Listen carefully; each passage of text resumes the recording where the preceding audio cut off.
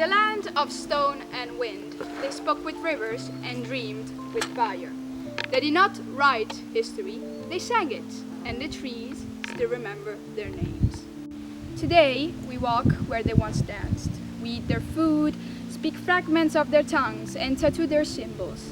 And still we ask, who were the Celts? This is not a history. This is a memory, a song, a fire that never went out.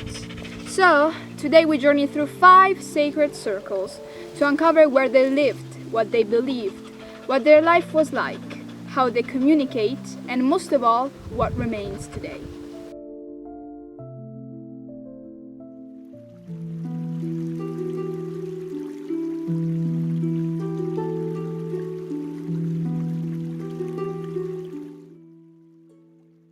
Celts were not a single people, but a network of tribes across much of Europe, from the Atlantic coast of Ireland and Britain to the forests of Gaul, the highlands of Scotland, and even the Po Valley in northern Italy. Their presence stretched across the land and time. Geography was central to their way of life. The Celts did not build large cities like the Romans. They lived in small, often scattered communities closely tied to the land, like hills, rivers, groves, and lakes were not only places to live, but also places of ritual and meaning. Celtic architecture was both practical and deeply integrated with its environment. Their buildings were designed to coexist with nature rather than just alter it. The most common domestic structure was the round house, circular in shape with timber frames, wattle and dowel walls, and detached roofs. This design wasn't just aesthetic. It offered efficient insulation during cold winters, evenly distributed weight, and reflected the cyclical worldview of Celtic life. Their largest settlements, often placed on elevated ground, were known as hill forts. These served defensive, political, and economic functions, some like Maiden Castle in Dorset or Main Macha in Northern Ireland, featured impressive earthworks. Entrances were designed with complex gateways, combining functionality with symbolic significance. In Ireland and parts of Scotland, some communities built cranning, timber dwellings raised on artificial islands in lakes. These offered protection and perhaps a form of social distinction. Reaching them often required boats or narrow wooden causeways. Throughout Celtic regions, we also find stone monuments, circles, standing stones, and burial mounds. Many of these are even older than the Celts themselves, but they gain and reuse these sites, keeping them part of their sacred landscape. These structures often align with solar and lunar cycles, marking solstices and equinoxes. For the Celts, time and space were woven into the land. As Celts migrated or adapted to local conditions, their building styles evolved. Yet across regions, one idea remained consistent: harmony between structure, land, and unseen forces they believed shaped both.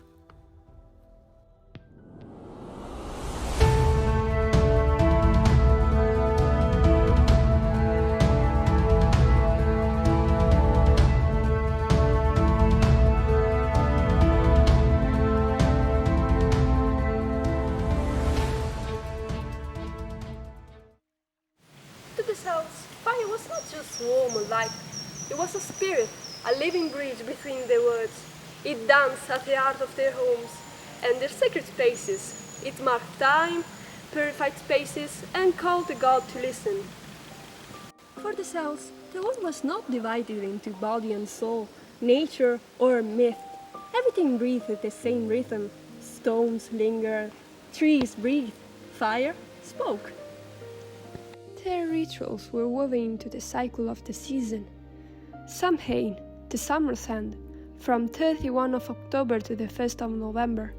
Imbolc, rain purification festival, 1st of February. Beltane, the regeneration of nature, the 1st of May.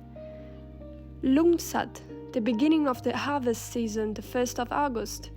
Each festival carried the energy of the transformation of Thirsold. At Bethlehem, the festival of fire and fertility, twin bonfires were lit.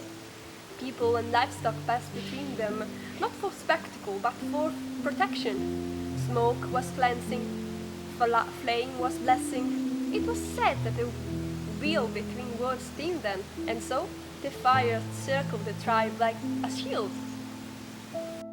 Would you like to feel what they felt? Let's try this together. You'll need a bowl of brazier with a flame, a candle would do, a sprig of herbs, mugwort, rosemary or sage, a small bowl of clean water, and something meaningful to you, a stone, a leaf or a written wish. Light the fire, let it breathe. Hold the herbs and pass it through the smoke. Imagine it carrying away doubt, fear and illness.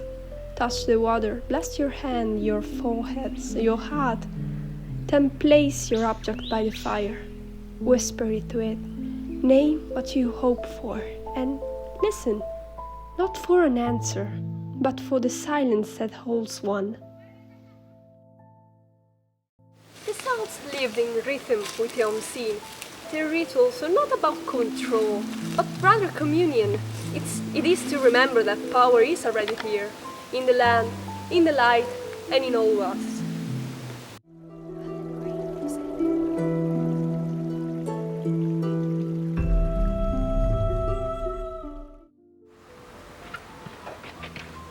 To live was to be part of the land, to feel it through the senses, in wool, in smoke, in taste. Celtic life was not only about war and wood, but about bodies, warmth and survival. Their clothing was both protection and expression, woven from wool dyed with plants and bleachings, and often patterned in bold checks or stripes. Men and women alike wore cloaks festooned with intricate bronze or iron brooches, while fine jewelry marked status, beauty, and belonging. In the kitchen, food was sacred. They cooked with barley, oats, berries, wild greens, and meat when available.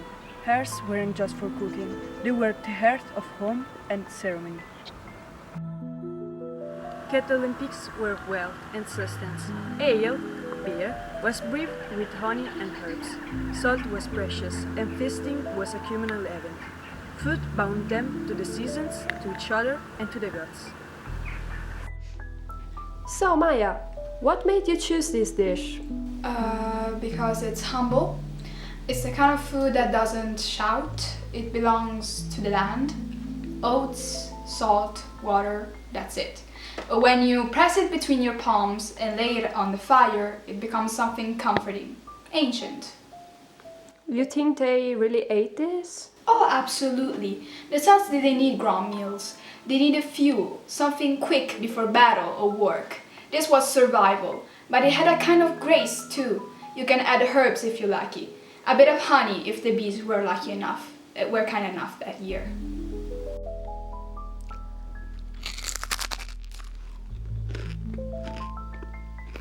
What do you think? Well, it's actually pretty good. It's the kind of thing that tastes better when you've made it yourself, when your hands know the dough.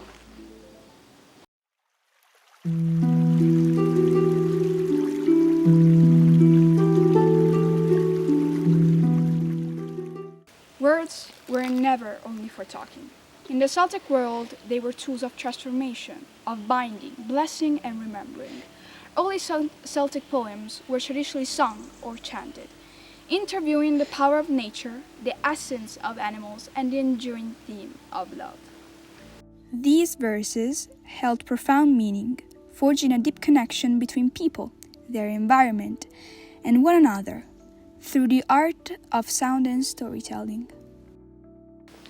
Here we have a poem about a little bird, just a simple creature with a noble heart. The poem captures a moment of quiet wonder and longing. The speaker watches the birds singing freely high in the branches, while they themselves remain low on the ground, weighed down by sadness and solitude. The bird's song becomes more than just a sound. It transforms into music that carries emotional weight, a tender croon, like a mother's lullaby. Yet it also holds a mysterious connection to the kindly sleep of death, hinting at the thin line between life, loss, and comfort. This poem reflects a common theme in Celtic poetry, the interviewing of nature and human emotion, where even the smallest creature can embody profound feelings and mysteries.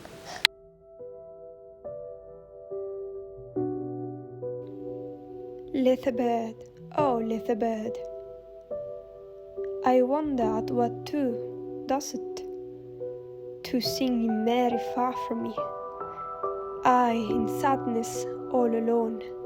Little bird, oh little bird, I wonder at how too hard, too high on the tips of branching boughs,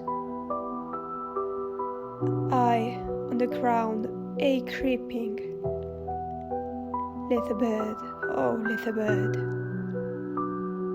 too hard music far away, like the tender croon of the mother beloved, in the kindly sleep of death. Little bird, oh little bird.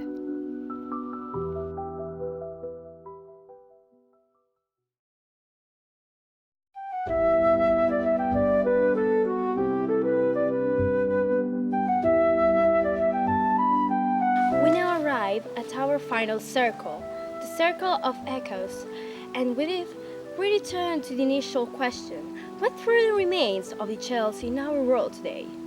Though centuries have passed, the echoes of the celts still linger, woven into the very languages we speak, the stories we tell, the rhythm of our days. Today, their legacy is visible across language, place names, cultural practice, and even system of the field. Words such as bard, clan, lodge, and clan, now embedded in English, are direct linguistic survivals of early Celtic languages. In regions like Ireland, Scotland, Wales, and Britain, Celtic languages such as Irish Gaelic, Scots Gaelic, and Welsh are still spoken and taught, preserved both as cultural heritage and living identities. Their partners live on tattoos, jewelry, even the art of braiding a child's hair.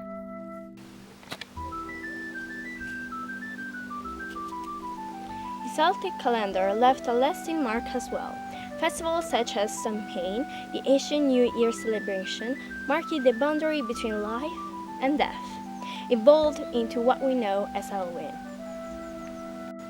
The Celtic world may have changed and adapted through time, but its echoes remain immortalized in language, art, ritual, and cultural identity, reminding us that the past is never entirely gone. It lives on, often quietly, in the structures of everyday life.